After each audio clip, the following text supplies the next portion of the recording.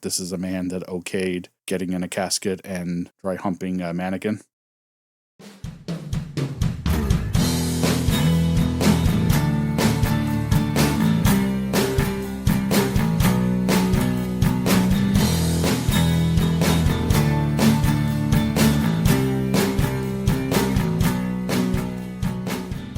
Hey guys, this is Lost Between Analog and Digital, an unscripted podcast from an angsty millennial. I'm your host, Kay. This is the second time I'm recording it. I realized I rambled way too long about things that were not super important to what I was wanting to talk about, so I'm just going to take a second shot with this. So just a heads up, if anything's a little disjointed, I might be thinking back to something I said in the first take. So today I wanted to talk about the reason why I fell out of love with professional wrestling, considering it was such a big part of my childhood. So the reason I wanted to talk about this was I've been seeing a lot of coverage around the passing of Hulk Hogan last year, where a documentary just came out about him a month or so ago, and they just, I think this week of time of recording, released his official cause of death. So one of the guys that I watch that does some of the coverage, James Romero, the co-host of the Stevie Richards Show, he was talking about the quote from Jesse Ventura about Hulk Hogan's passing, and that kind of sparked it for me. So I have the quote here, just a second. So with regards to Hulk Hogan's passing, Jesse Ventura said, "It signified the end of my era, that it was now the book was closed. Hulk dying made you feel real mortal." Yeah, so that made me start thinking a lot about like the closing the book, the chapter of wrestling that I grew up with and everything. And Hulk Hogan was such a big part of the 80s and the 90s period. I grew up watching wrestling in the early 90s. Some of my earliest memories were watching wrestling on TV as a kid. I think it was when it was still on Saturdays, like midday.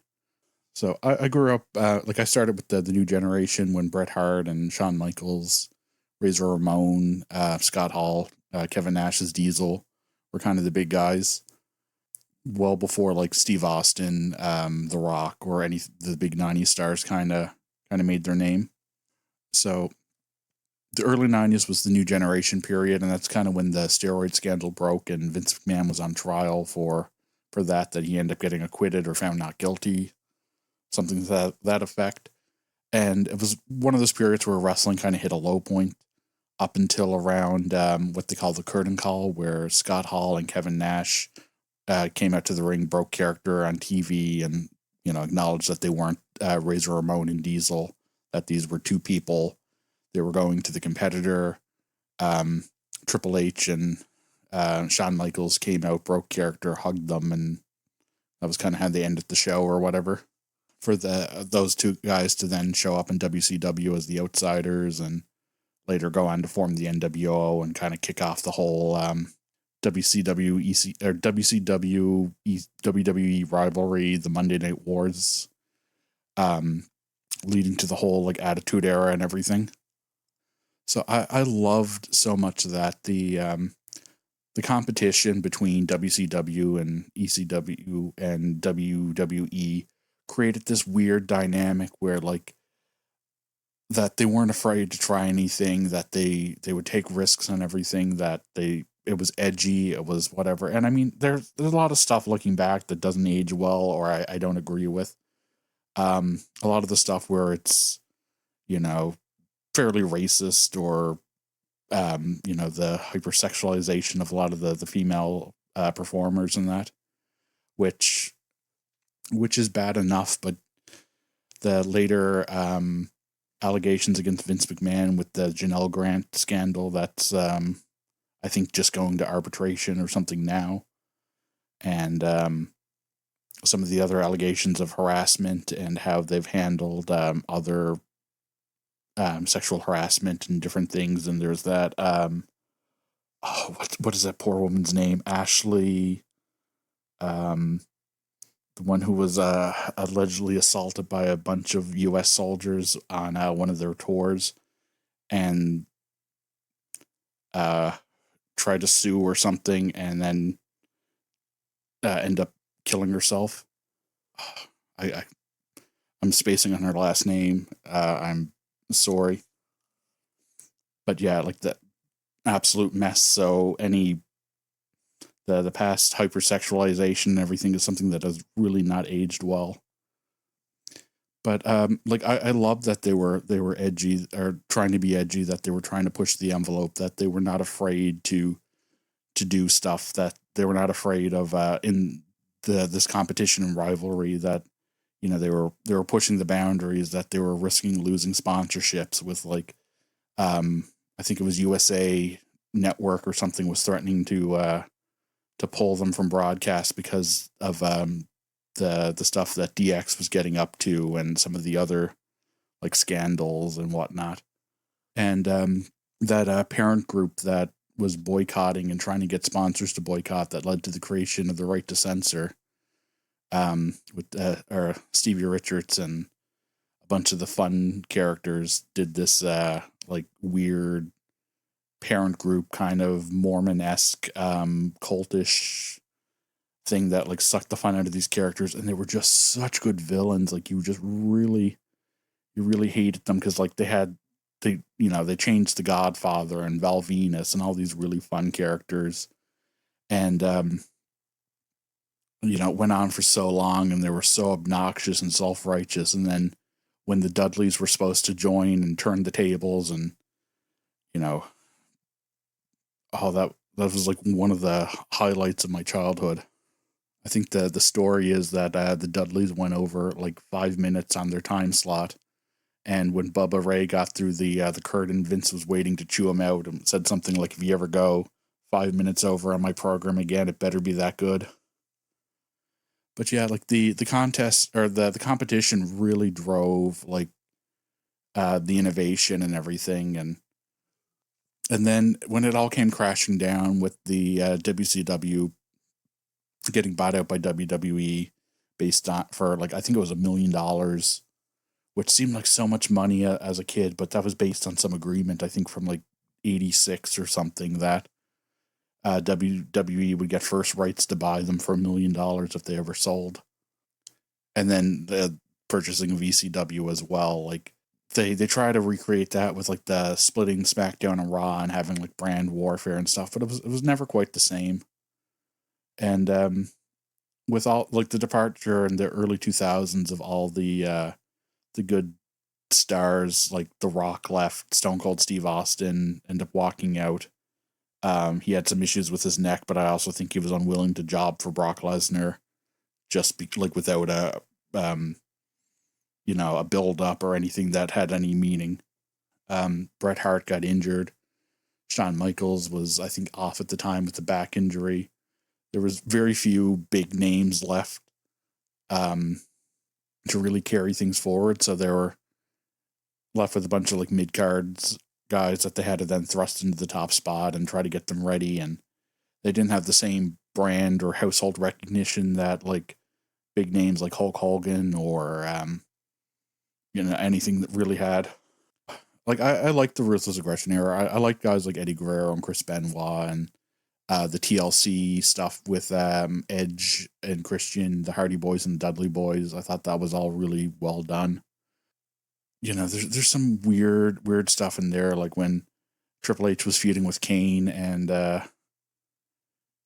he screwed a corpse in a casket in a skit, which I don't know why that got through production anywhere, but I feel like that's something that everybody should remember about Triple H, Paul Levesque. Anytime he makes a bad decision, that this is a man that okayed getting in a casket and dry humping a mannequin. Yeah, so I start losing kind of interest around like 2009-ish.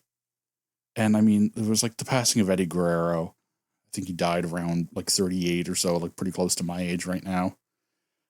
Chris Benoit's murder-suicide, where he took the life of his wife and his son and himself, where he had very severe CTE and mental health issues after Eddie's death, and I think some substance abuse issues. And Like I was a big fan of Chris Benoit's wrestling. I I can't defend his actions. There's nothing to defend there, but I do question at the end what was left of the man when you're, that severely degraded. So it was around that time too they start bringing back like some older performers and everything for the Randy Orton Legend Killer gimmick. And so they were getting kind of their second heyday in like the indies and whatnot.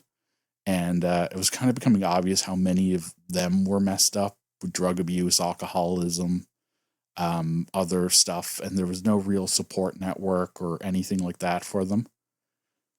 So after a while, it started to feel like morbid, like basically just knowing that these people were putting their lives on the line and their bodies, their well-being, their mental health, and everything, and not really getting anything in return or like any support, any intervention.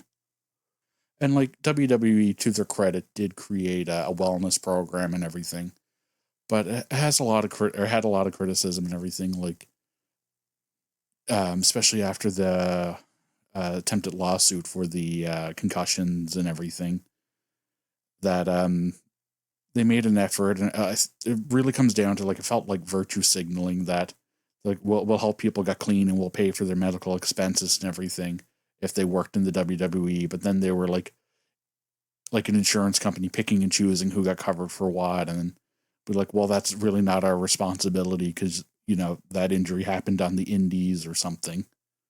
But then other people who were in good favor at the office would get stuff paid for, and like it was just weird. They should have just created a not-for-profit fund. Percentage of their stuff goes into it, and then we'll pay a percentage. So yeah, I was losing interest around 2008, 2009.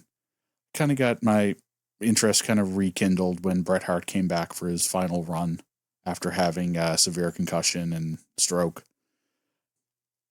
and that. And I knew it was going to be limited. I knew it was going to be something different, but I was always a big Bret Hart fan, so I enjoyed that.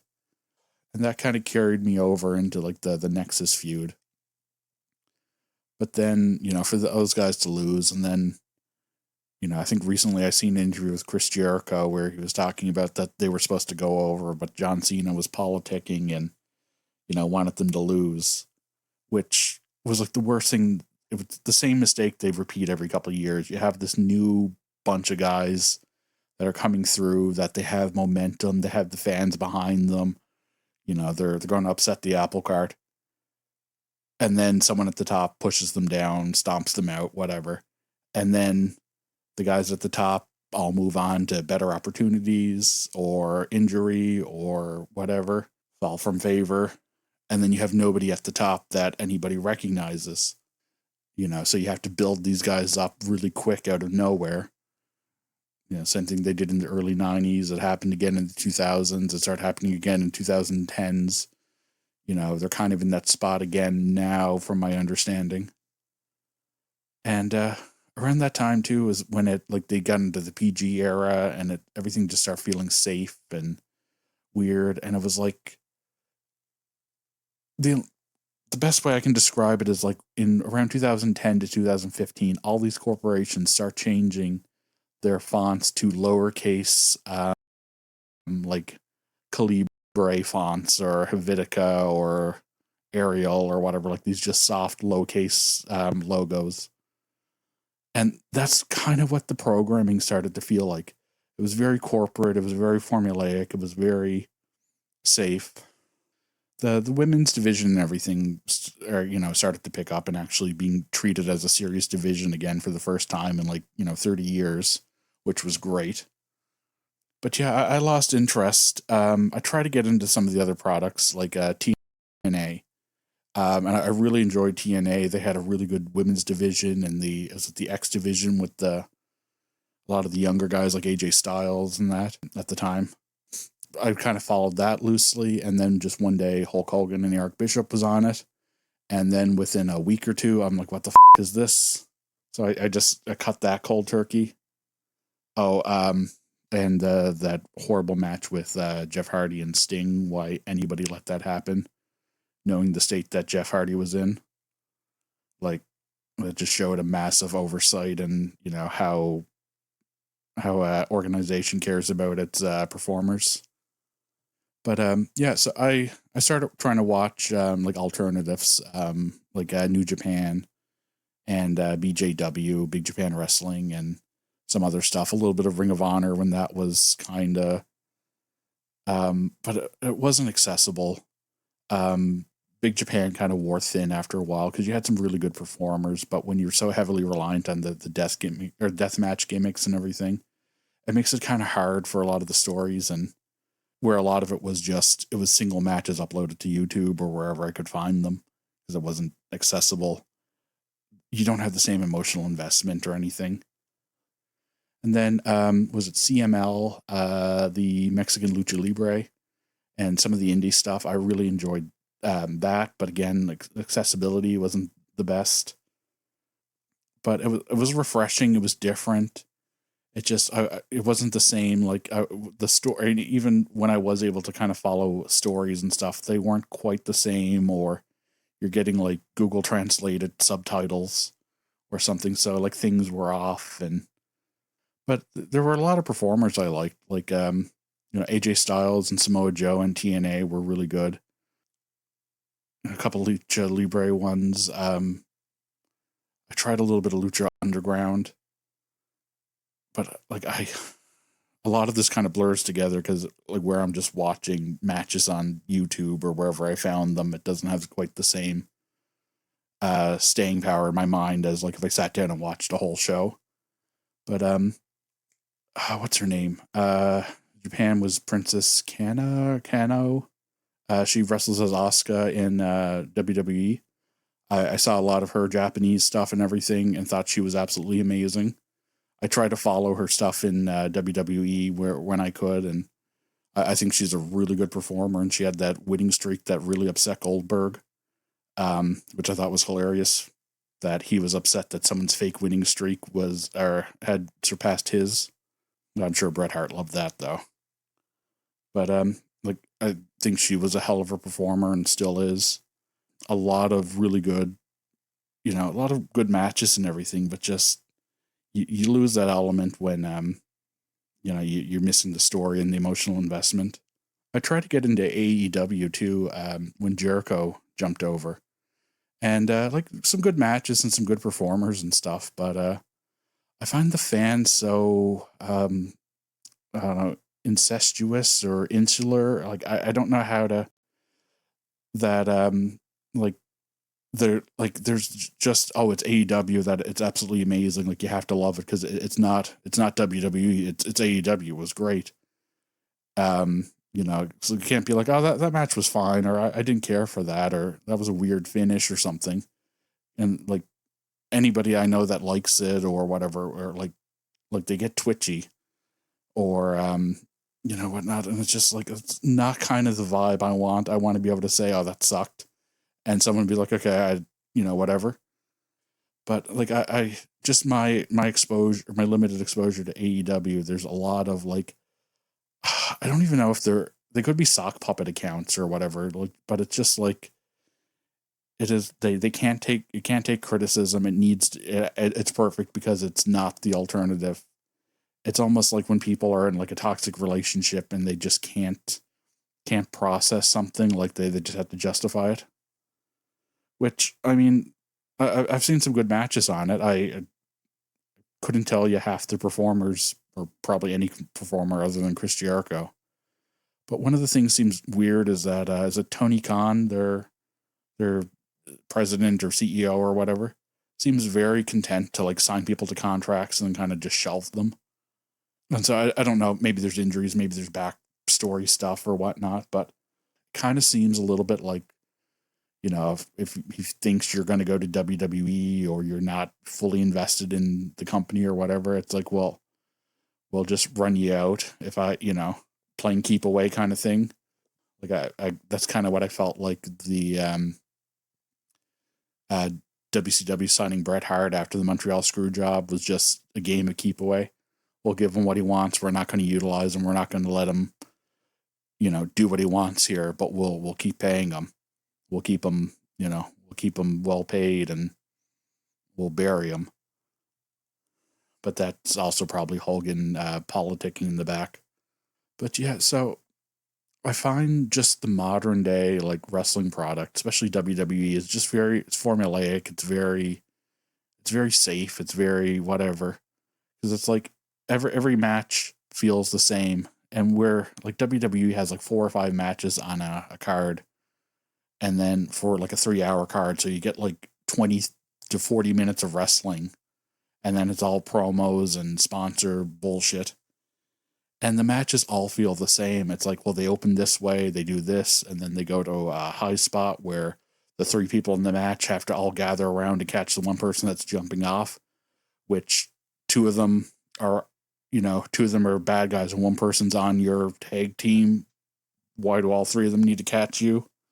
And then they go to a spot with a sponsorship table, and then the next match is basically the same thing, or it's a repeat of the match that was like 2 weeks before, or they start to get some steam with this story, and then they pivot and they go back to where they were 6 months ago with an older story because that has proven returns.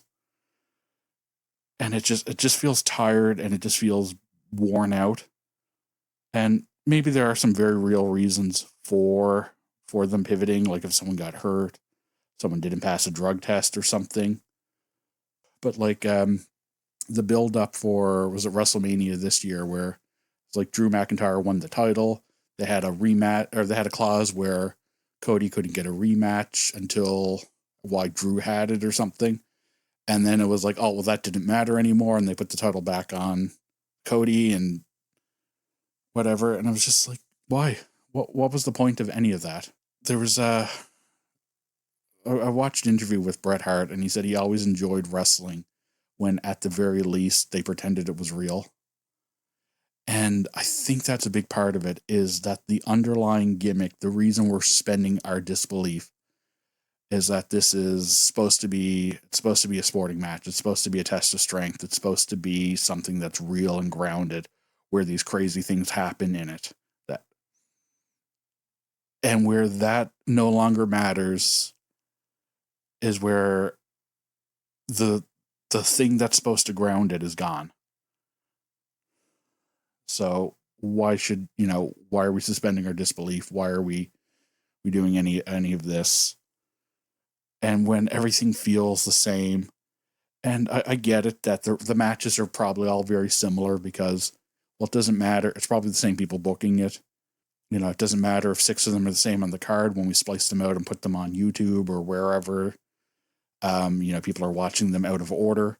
It's not going to feel the same, but it just feels like a shadow of where it was. And like I understand doing stuff differently because we understand stuff like CTE and if it's a reduction of harm and everything, like I get not taking those big risks or making them less frequent or whatever, but it just feels watered down, and it feels cookie cutter. It feels corporate.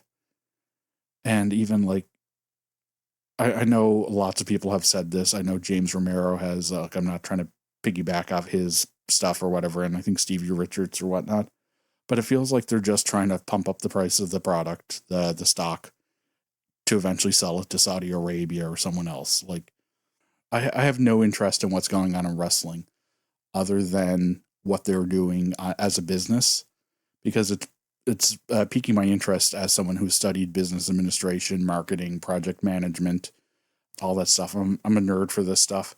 And it's like a masterclass in how to kill a brand. Like their WrestleMania stuff was like so out of price for the average fan. It looks like they were just focusing on Las Vegas whales, big spenders, trying to get the maximum amount of money out of the fewest number of people possible. It looks like probably half of their WrestleMania experience packages and everything didn't actually even happen. That they might have just marked them as closed and quietly canceled them or sold out or whatever. But yeah, at least with the 90s, there's a lot of stuff in the Attitude Era and different things that, I have problems with today, and I probably would have had problems with as a kid had I been more aware. But they took chances, they took risks, that they were pushing the envelope. They had a reason to try to compete for fans and everything. And I think that's part of the reason that made it so great, was that they were always willing to try something different. That they, if they would do storylines, even if they were terrible and whatever, but you had so much that when, a couple bad matches on a card, it takes a show down to a 7 out of 10. Now, a couple bad matches on a card, that's probably your entire card. If you have 3 or 4 bad matches, like, what was the point of the card then? But yeah, so I just feel like it's a shadow of where it was, 20 years ago. It just frustrates me so much. I'm super grateful for everybody tuning in. I've had some really good early feedback from some people that I'm so appreciative of. I have to get an email or something so people can reach out. I've been putting that off for a while. If I end up doing it, it'll probably be in either the episode description or the podcast description. If you want to help, best way you can help is to tell a friend, listen to another episode. I have another episode about our backyard wrestling in the 90s, some stuff about a weird guy I went to high school with, some stories related to him. I went to high school with James Somerton, one of YouTube's biggest plagiarists, and he was in the H-Bomber Guy scandal. So I have a episode about my experiences with him. Oh, just while we're speaking of wrestling, he did claim that his uncle was Psycho Sid, and I do want to say that really nice that Psycho Sid did get an induction, or Sid Vicious, Sid Justice, whatever you know him as, did finally get inducted into the WWE Hall of Fame. It's really great to see him get his flowers, even though he got like 90 seconds, while Stephanie McMahon got 60-minute speech. That's a little bit of a slap in the face to, wrestling fans again, but hey, whatever. If you want to check out some videos, if you're listening on YouTube or Spotify, if you can leave a comment or a like, reviews, anything like that, super appreciative of. Appreciate each and every one of you listening, and I'll see you guys in the next one.